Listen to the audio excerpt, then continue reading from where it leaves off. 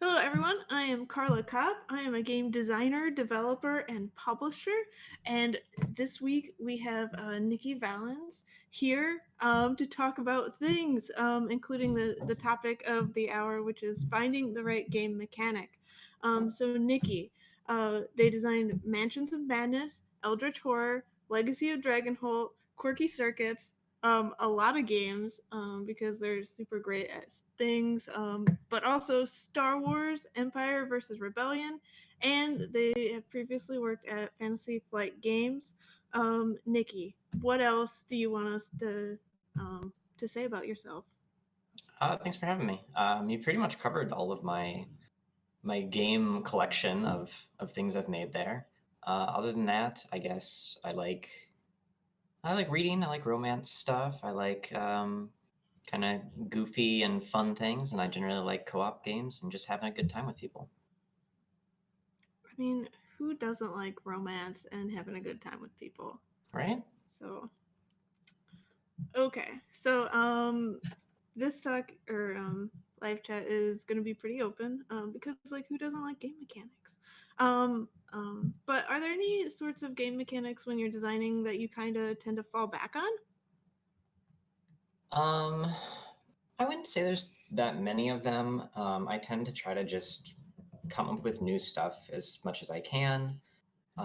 Usually, I'm looking for more of like experiences that I can provide for players as opposed to specific mechanics. But I have noticed a couple things that I do come back to every now and then, probably just because they're just really versatile tools.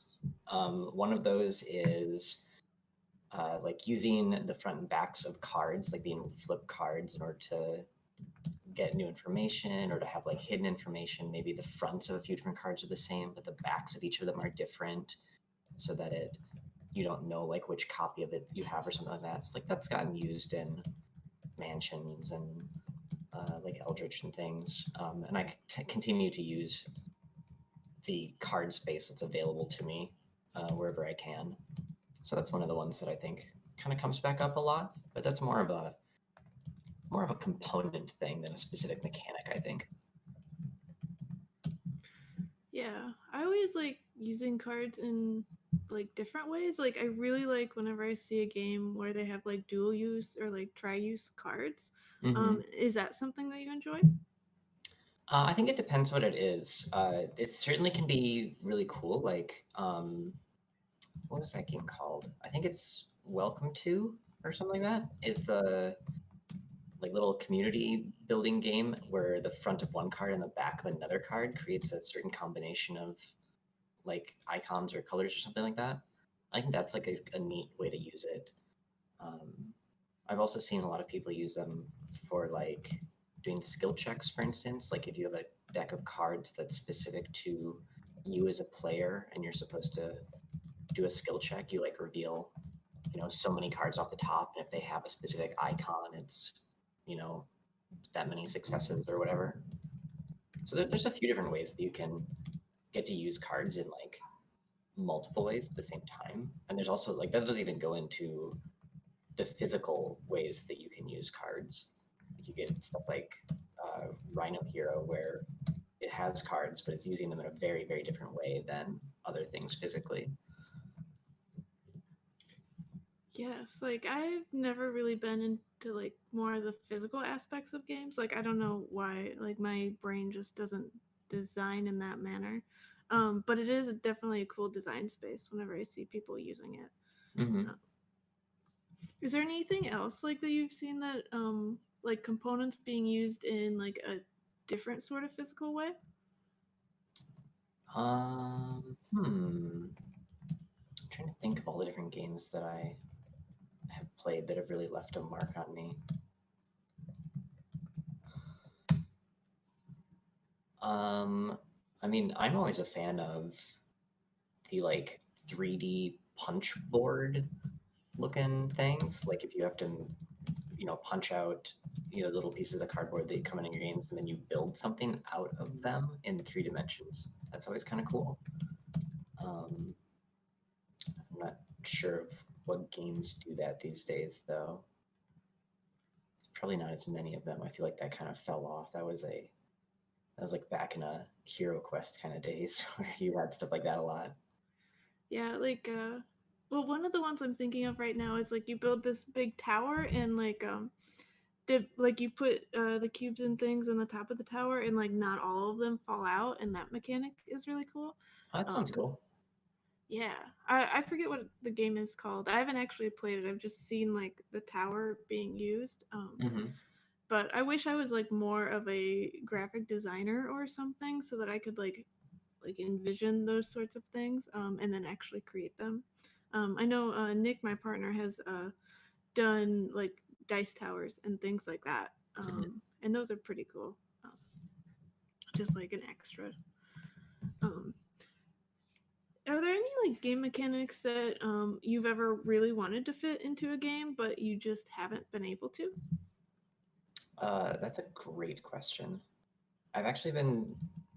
I don't know if you're familiar with Cribbage. It's this old, weird card game that's needlessly complex and doesn't look like any other card game that's ever I've ever seen. But I really like the mechanics of it, and I keep trying to figure out a way to use the like overlapping counting nature that that game has. Because that one, it doesn't have just like pairs and three of a kind and runs and things that you would normally expect out of like something like poker. Um, but you get to reuse all of those combinations. So, for instance, if you had,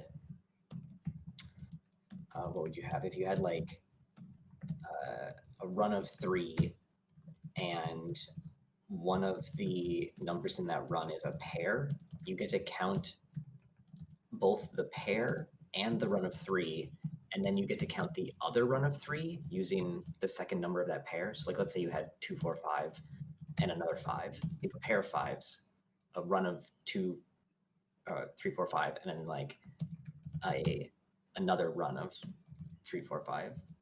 So it's that overlapping nature is really mathy and crunchy and interesting. But yeah, I've been trying to figure out how to use something like that. Yeah, that like is super interesting. Like, what kind of themes have you like tried or like thought about using with that? One of my first go-tos to try to play around with it was something like Alchemy. I also just kind of like Alchemy as a theme in general, but that kind of made sense. It was like this combination of different ingredients or processes that you were putting something through. I also kind of played around really briefly with the idea of maybe it's just kind of cooking in general. Like these could be just normal cooking ingredients that you'd have in your kitchen, and you're making some kind of a recipe. Um, and I've played around with kind of more, I guess, what you would consider like traditional fantasy themes of like using magic to do things, or like are these just like your basic fighting components like punches and kicks and things?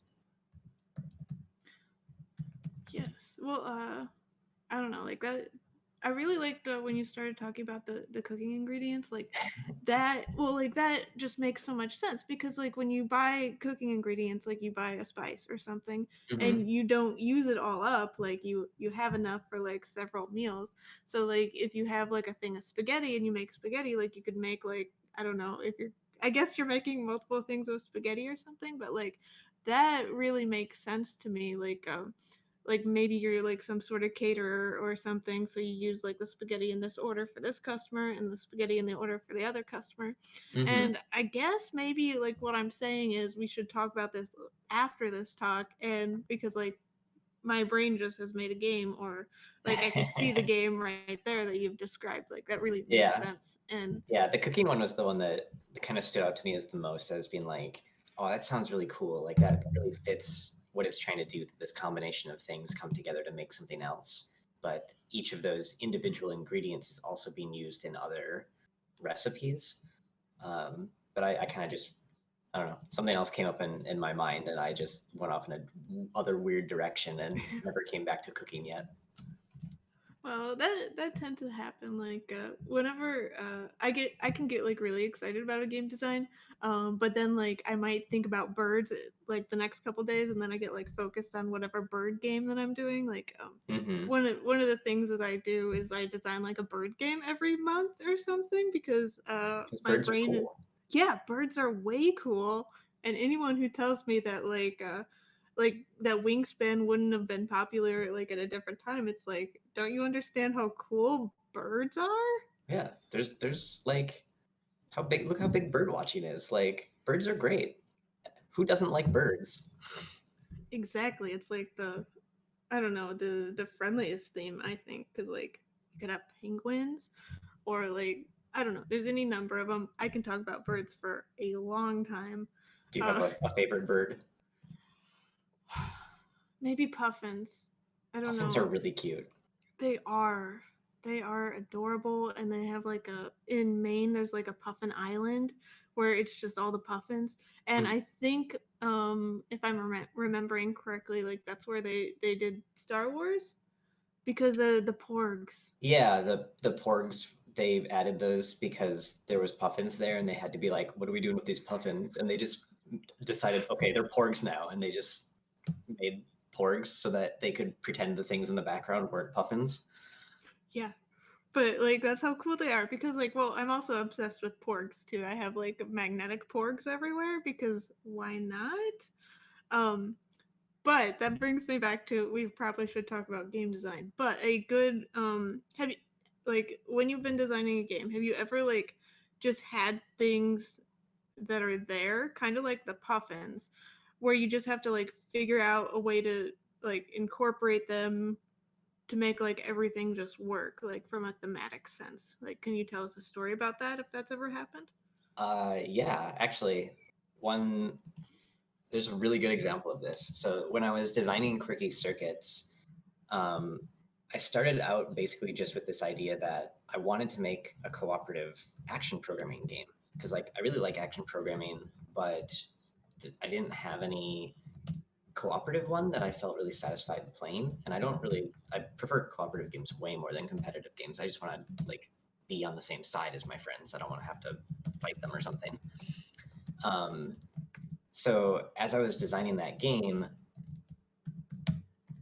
I was just playing around with different systems, kind of iterating on stuff, and I ran into a version of the system that felt really fun to play, but it was also kind of chaotic, and you didn't really have a whole lot of control over how exactly you wanted to like control the actions that you were going to be doing and or like communicate with the other players. And after testing it out a couple of times, I made the realization that the robot was moving around and like would keep getting stuck in corners and like would kind of just make really silly decisions. And I had this sudden like moment of like, oh, it looks like a Roomba. It moves like a Roomba. And like that's just where the whole idea of what the theme of Quirky Circuits came from is the game already looked like a certain thing mechanically. And I was just like, oh, it has to be a Roomba. And as soon as I made that realization, it made making like other robots in it really easy because suddenly I had this theme to go on of they're all these kind of little goofy robots that when they make mistakes, it's cute instead of frustrating because you're kind of already endeared to these just little adorable robots. That is such a cute story. Well, and so right, because like I had a Roomba and it would just go in the corner. Mm-hmm. Yeah, they It just would get try. stuck in corners, and you're just like, "Oh, here, let me help you." And like, Oh, well, that is perfect, and I'm so excited that you actually said yes to my weird like porg game design question. So great job on that.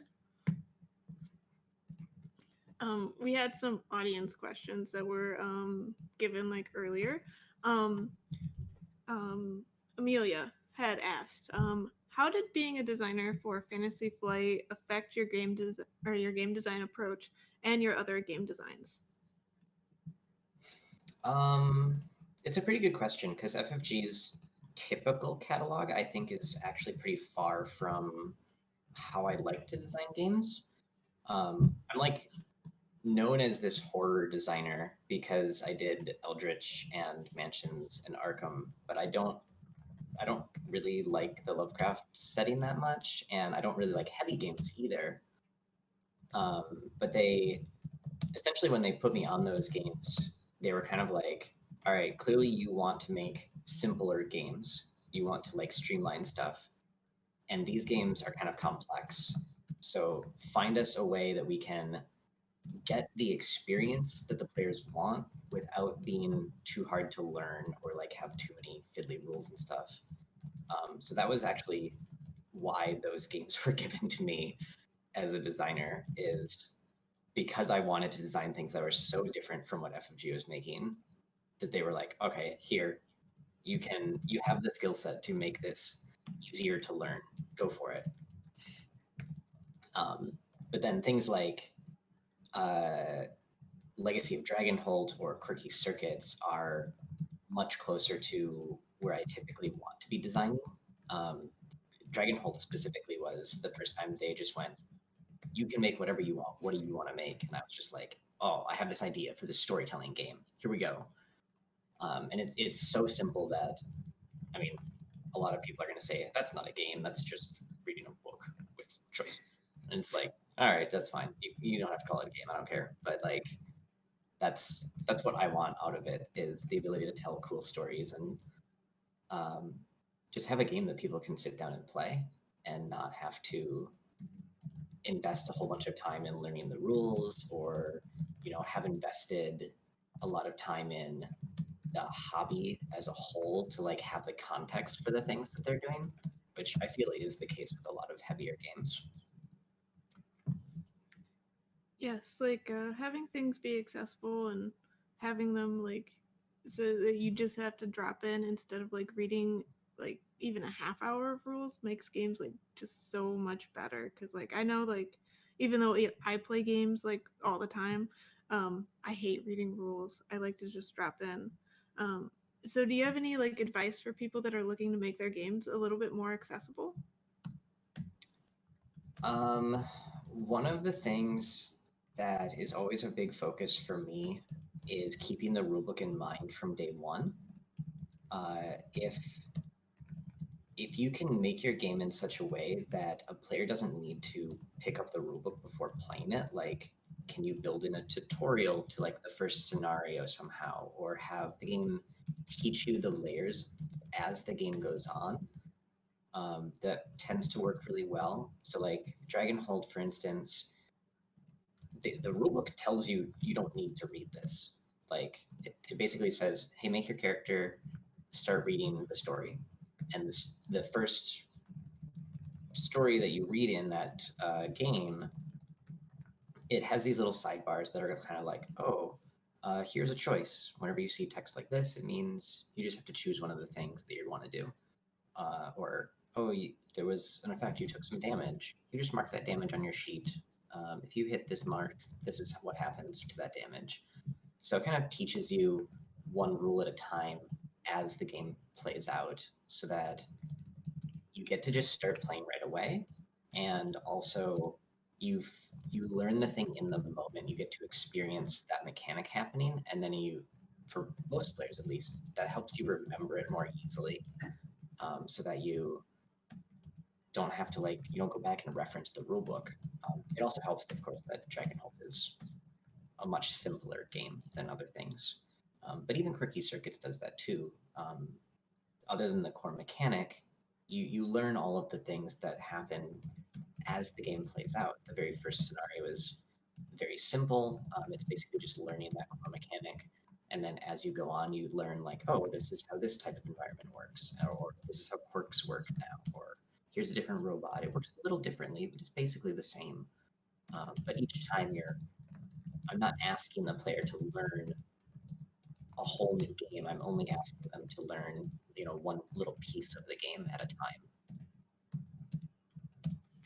Yeah, I think that's really insightful, especially the part about learning in the moment. Like you could read something, but if you learn in the moment and you have all these other things around to like really like I don't know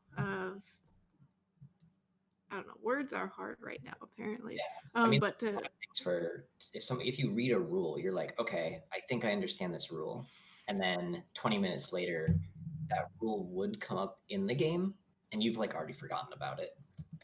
yes, like having everything else just makes it like so much more memorable. Hmm. Uh, for some reason, I couldn't remember the word memorable. Life is okay. But Amelia had another question. Well, and she says, thanks for sharing your Fantasy Flight insight. In the beginning of the discussion, you discussed a lot about cards. Have you ever considered designs without cards? That's a really cool question. It's actually for anyone that is a designer or like is trying to become a designer, um,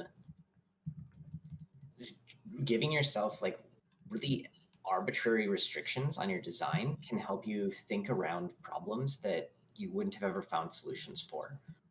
So like thinking about what would a game look like that doesn't have cards, or can I make a game that has only one type of component? Like clearly we've seen tons of games that only use cards, like we've seen lots of those, but is there like what is a game that uses only punch board or just dice or something like that? And you get really different designs than you would have otherwise gotten. That's probably where stuff like couriers and whatnot comes from, where it's just like, what if we only had dice? What happens? Um, so yeah, I haven't done too many like really deep dives on how can I make a game without cards. Cards are so like universally useful that your impulse to want to use them is so strong. But there's definitely tons of cool things that we could make that don't have to have cards. Um, what's the closest that my games have come? I guess Dragonholt again is another example of that. Like there are cards in it, but they don't really need to exist in that same way that they do in that. They're more of just kind of glorified notes that you could have just written down on your character sheet and a cool excuse to have like some neat art or something. Um, so there's like lots of ways that you can get really cool things out of your stories, out of your games, without having to rely on a specific type of component. And as a designer, thinking about the types of components that you are using and asking yourself at different points in this the design process, could I remove this type of component from my game?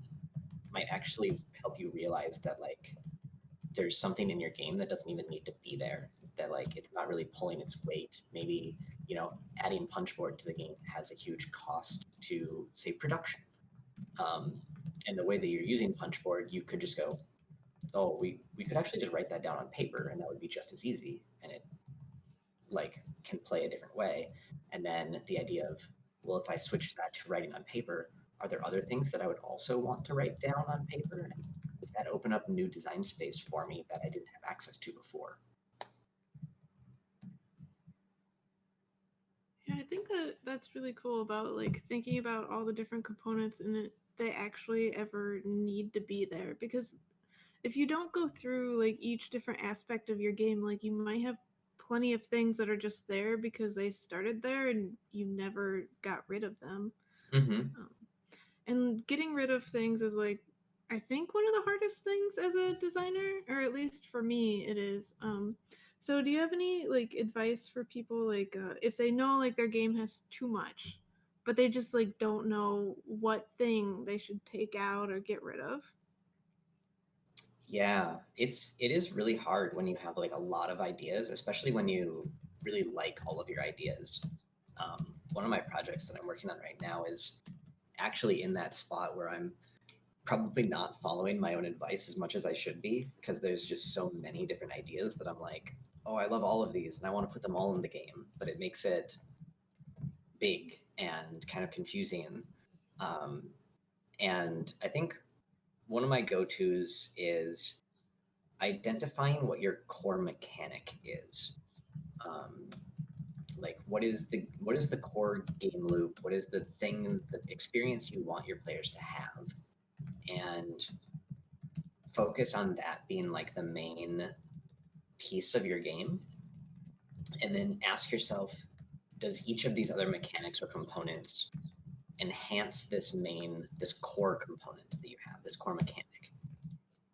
And you might find that some things, even though you like them or they do play in interesting ways, they don't help to enhance that main focus that your game has. In which case, maybe this game doesn't need those. But if they're cool, fun mechanics, maybe those can be mechanics for a different game that you can make. And maybe you have multiple games that you've kind of shoved all into one thing, and if you break them apart, each individual piece of it can be stronger on its own. I think that's really great advice. Well, especially like breaking apart the mechanics. Like it's perfectly fine for you to like every aspect of your game, but maybe it can be 2 or 3 games instead of the like one bloated one. Mm-hmm. Amelia had another question. What is the interplay between components and mechanics? And do you prefer to consider components first or mechanics first? It's a really good question. It really depends on what the mechanics are and how you interact with the components. Um, like some mechanics, they don't really necessarily need components to go with them, or they could use a variety of different components. Uh, but there's also some ways that your components can really bring something out of a mechanic that you couldn't otherwise do. In my experience, the more physically you're using the components, like how the player handles them, you can get to some really cool mechanics that you couldn't have gotten to without those same components. And that to me always feels the most tactilely interesting.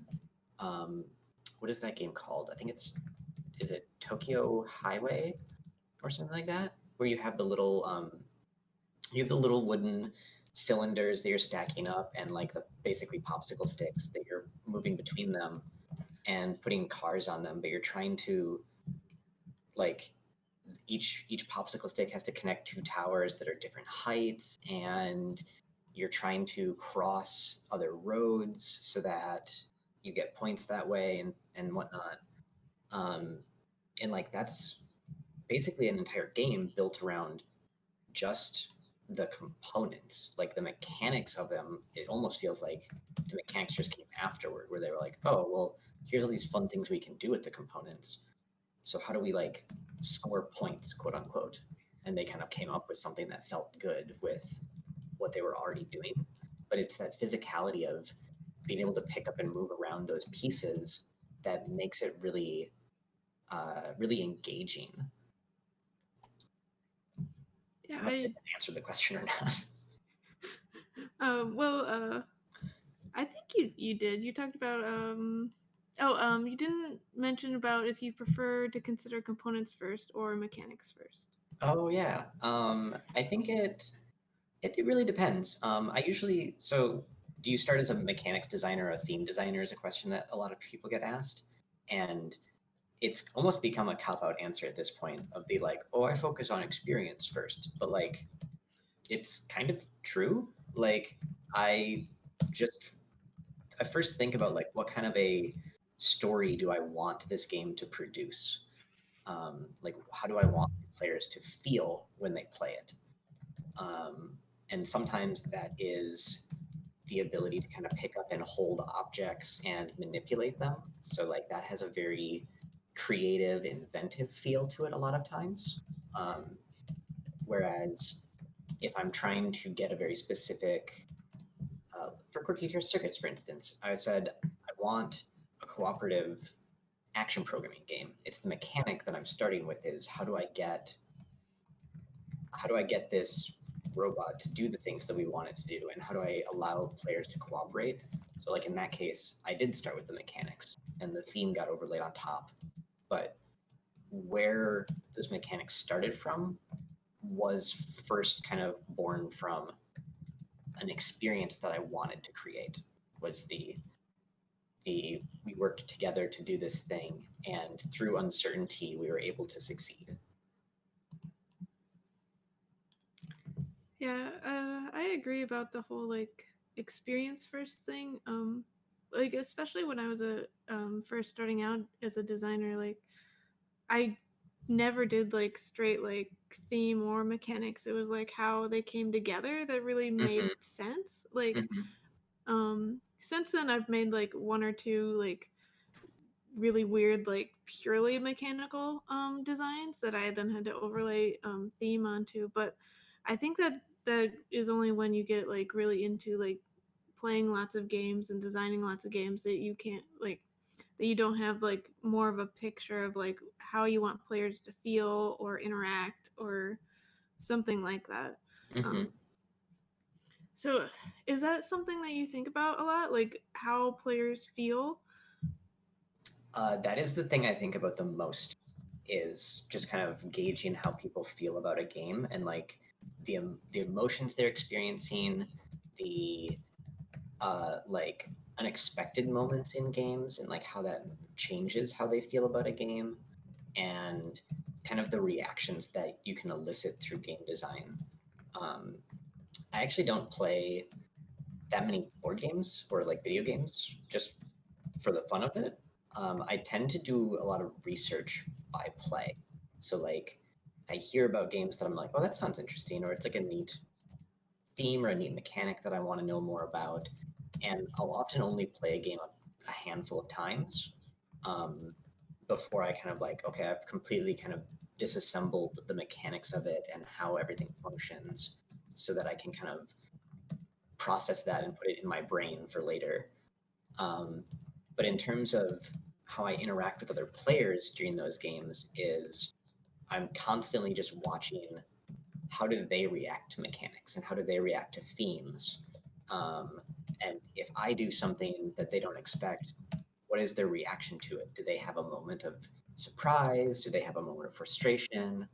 Um, do they have like this dawning moment when they realize what strategy is, that they suddenly have to like start thinking really hard about how do they counter my strategy? So like I'm really I try to be really aware of how the other players are reacting to games, um, which actually means that some of the games that I like watching people play are the games that I like playing the least. For instance, any like hidden role game that has a traitor mechanic or something like that, where it basically goes against how I normally like to play games, because I like to be friends with my friends. I don't want to be their enemy in a game. Um, but when we know that someone in the group is a traitor, suddenly everyone acts differently because you have to be suspicious of everyone all of a sudden. Uh, so like whenever someone does something unexpected, then you can see kind of the gears turning in people's heads of like, okay, so if they're the traitor, why would they have done this? Or if they're not the traitor, why would they have done this? And if they're not the traitor, then maybe this other person that reacted this way is the traitor. And like you get to also see them react to each other's reactions. And yeah, I like people watching. Yeah, so I definitely like agree with you with all the like watching people to figure out like all their emotions and like when they figure out things. But sometimes you just like you can't tell with people like what they're thinking. Hmm. And also it's really hard for people themselves to know what they're thinking and experiencing. So do you Yeah. have any like questions that you tend to ask playtesters to try to like get them to figure out what they're actually feeling and thinking? So a really good one, honestly, to go to is very direct. Is be like, so at this point in the game, this was true, and you played this card, and you were very quiet. I couldn't really tell what you were thinking. Just asking them directly, what were you thinking in that moment? Um, that's a little easier question to answer because like they can generally remember what it was they were thinking in terms of what their thought process was, even if they can't necessarily put the words around how they felt in that moment. So that's a pretty easy one to ask. I do ask that a lot, actually, asking people what their strategy was or what their thought process was for something. And then the other thing is, even if I feel like I know how the players feel about different things in the game, I'll still ask them about them, and I'll try not to lead them with specific things. So I might ask, like, how did you feel about this specific interaction instead of did this make you angry or anything like that? Because I don't want to like essentially put the seed of an emotion in their mind and then they go, oh, well, yeah, I was angry about that. And maybe they weren't, maybe angry isn't the word they normally would have used. Maybe they would have just been, oh, it was a little frustrating or something like that. So I want to I want to make people think about things they might not have been thinking about during the actual game. Because once they kind of stop and kind of process the emotions that they felt, they can get a better understanding of where they were at that moment in the game. I think that's like super good advice. Like, well, especially the where you ask people, like, even if you already kind of know, like, or you think that you know what they're feeling, because people are just so different all the time. Like, I know me as a playtester, like, people read me wrong because um like I might like appear to be angry, but like if I ever appear to be angry, I'm actually really enjoying myself. Um, and that's just, I don't know, a personality thing or my face is weird, one of the two. But like um just because like we as designers think that we know exactly like what's going on in somebody's head when they're playing doesn't mean that we actually do. And like you can get people to explain things that they otherwise wouldn't, or they can just like uh say the thing that you thought, and then you know for a fact instead of just guessing. So I Mm-hmm. think that's all like such good advice. Do you have any other like playtesting things that you tend to do? Um, oh, I feel like there's a lot of different things that I do on a regular basis, but I always kind of blank on them. They're usually things that just kind of happen in the moment for me. Um, like whenever I notice a player has a reaction that I'm not expecting, I tend to write it down so that I can ask about it later. Um, or another thing that does happen a lot is if I notice that a player is confused about something or they play something in a certain way that I'm not expecting, I'll make a note of it. And if other players make that same, like maybe it's a play mistake, if other players make that same play mistake, I'll note that and kind of keep track of how often it happens. Or if someone keeps making the same assumption over and over. Let's say they assume that a certain mechanic works one way, even though they've learned it's supposed to work the other way, but they keep thinking it works this other way that they're trying to do it. I'll take note of those as well. Um, there's a really good thing that um, I've heard before of like it's you basically can't fight human nature. So if people keep wanting a mechanic, they assume the mechanic works a certain way, then it doesn't. Basically ask yourself, can I just have the mechanic work this way, the way that people assume it works? Will it break the game? Because if it doesn't, and it's fine, and you can balance around it or you can design around it, then it makes the game feel a lot more intuitive. Um, and oftentimes it just makes the game more fun to play because it's the thing that people are already doing.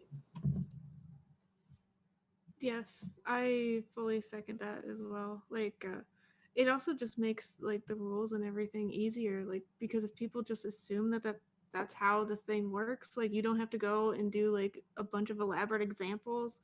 It is the way that people think it is, and you're done. Like your work is just so much easier if everything is intuitive and just flows together. Mm-hmm. Earlier you talked about accessibility a little bit. Do you have any like accessibility tips or like ways that you try to make your games like a little bit more accessible to others? Yeah, I mean, I try to. It's not just the like ease of learning the rules or teaching the game as the game plays out. Those are both really useful. It's kind of keeping in mind that different players learn things in different ways. So I'm, for instance, someone who, if you read the rules to me or you try to explain a rule to me, I can't process that information that way. I need to read that rule myself, or I need to see it in practice. Um, and I'm also the type of person that, like, if the rules explanation for a game you're trying to teach me takes more than like a minute and a half, I'm I'm not even paying attention anymore. Like, I can't continue to like listen to it, and I would much rather just jump into the game even if I don't know how to play it right away. I would rather just be like, yep, I don't know what I'm doing. I'm just trying to make random decisions until I understand the game. Um, and that I mean that's a me thing. That's definitely not an everyone thing. Um, but it is a thing that there might be other players out there who do have that same, hang up that I have, um, or they might have other ones that you don't experience as a player or as a designer. So it's important to remember that, like, people learn things in different ways and they process information in different ways. So trying to get a diverse group of testers and players so that you can see how other people are trying to interact with your game, trying to interact with your rules, you'll notice the differences in how they do that. And you'll notice spots in your rules or in your designs that are difficult for some players. And it's always good to just kind of take note of that. Keep a list of all of the things that you've noticed and don't use that list on just one game. Continue to come back to that list for your other games as well and see, oh, this is a learning a thing, a way that someone wanted to learn a game. Can I give them the way to learn that game here? And then you can even do that for a lot of other things that aren't just about learning the game, but the ability to actually play the game. For instance, does your game play well with color blindness? If a player has any of the different forms of color blindness, do you have icons or patterns that also let them differentiate between things that you're trying to use color to differentiate, um, or anything like that? So it's always good to just take note of any of those things whenever you are trying to make something accessible for one group.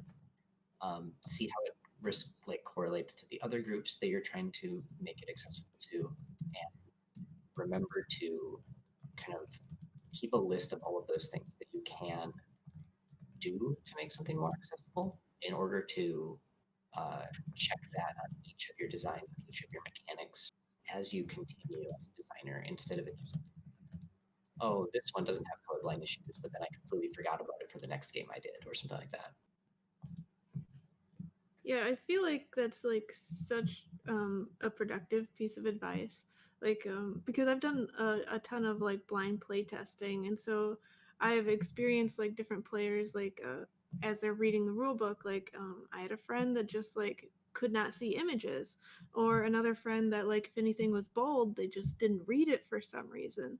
But if I had actually gone and like made the giant list of all the like I guess reading styles of board game rule books. I could just go through like each rule book as I now make them and make sure it like checks every box. And then theoretically, I would have to do much less blind play testing than I do now. So hopefully, I will be able to make that list at some point after this, and be really thankful for you to for just the fact of saying like, hey, make a list so you don't have to experience the same lesson over and over again. Yeah, and like those lessons are also not only does that having that list of lessons help you move forward as a designer, it also is really easy to share with other designers. Um, so like recently, I'm working on a game that has a lot of reading in it, and one of the big problems that I wasn't able to solve with Dragonholt is uh, there's so much reading in it that if a player has any reading comprehension, um, anything hindrance to them, like something like dyslexia or anything like that, uh, those games can be really difficult for those players and be frustrating or just not fun. But there's really easy solutions to that. Like, there are dyslexic friendly fonts that we can use, or putting an appropriate amount of space between paragraphs or between columns or anything else so that it's just easier to process that information. And like if you as a designer land on like, okay, this is the font that I'm going to keep using, and I've also learned these other rules for like if I put this much space between paragraphs or between columns, it really helps. Those are things then that you can kind of, show other designers when they're having this similar problem. Like, oh, I've noticed that, some of my playtesters are having trouble like reading my rulebook because it's so dense. And you can go, oh, well, putting spacing like this, making it feel a little bit more airy, makes it feel less tense to read it, changing the font that you're using, or uh, increasing or decreasing the contrast between the text and the background of the paper. Like all of these things can be really helpful. And if, as designers, if we share all of these lessons with each other, we can, overcome all of these design challenges much easier. Yeah, I fully agree. Like, I wish there was like a better way to like just find out what everyone else knows other than just, posting a question on Twitter. Um, though that it is a way to get a lot of information. Mm-hmm. But we're getting to the end of the hour. Is there any last thoughts you wanted to share with everyone?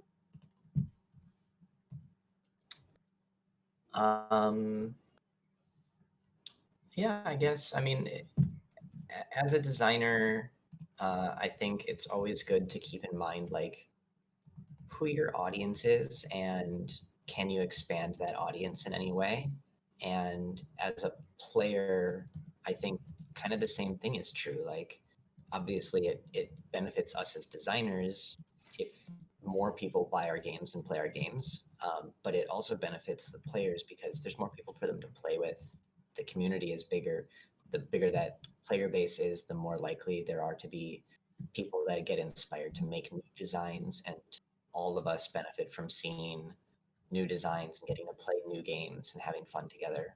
Um, so growing the audience, growing, your friendship bases, bringing new people into the hobby that aren't there before, um, are just things that are constantly going to be really beneficial to us as designers and players and as a community.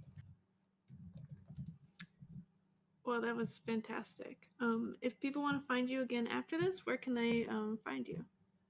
The best place is actually just following me on Twitter. My Twitter handle is at Valens116. It's just my last name. So it's VALENS116. It's just a random number. Don't worry about it.